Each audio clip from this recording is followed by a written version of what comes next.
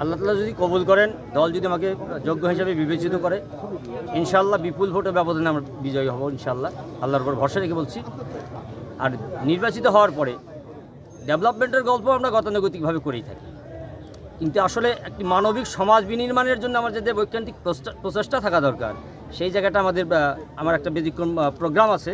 সেটা হলো, সমাজ যদি মানুষের সমাজ হয়, অমানুষের সমাজ থেকে যদি আমরা মানুষের সমাজ বানাতে পারি, দুষ্কৃতিকারীদের সমাজের থেকে যদি আমরা ভালো সমাজ তৈরি করতে পারি, তাহলে সেটি হবে আমাদের জন্য সর্বোচ্চ পাওয়া।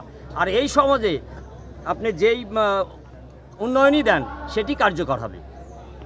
আর সমাজ যদি কলুষিত হয়, দুর্নীতিগ্রস্ত হয়, তাহলে সেই সমাজে যত ভালো জিনিসই দেন সেটি যথাযথ ব্যবহার, যথাযথ বাস্তবায়ন হয় না।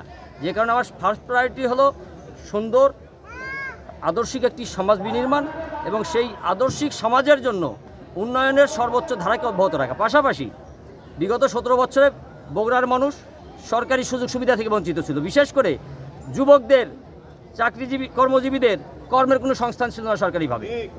এই যে গ্যাপ, 17 বছর যে আমরা বঞ্চিত, এই বঞ্চনার যে রেশিও, সেই রেশিও যেন বগুড়াবাসী ফিরে পায়, এজন্য আমি আপ্রাণ চেষ্টা করব। একটা জিনিস, সেটা হলো যে সরকারে যেই থাকুক,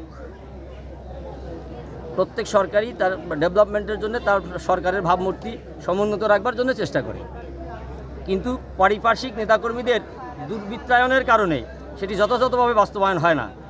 আমি দৃঢ়তার সাথে বলতে পারি, আমার সাথে চলা নেতাকর্মীরা কখনো কোনো দুর্নীতির সঙ্গে সম্পৃক্ত হতে পারবে না।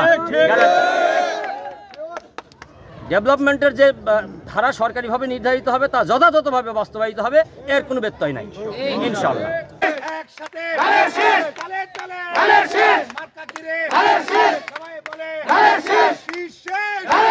সবাই বলো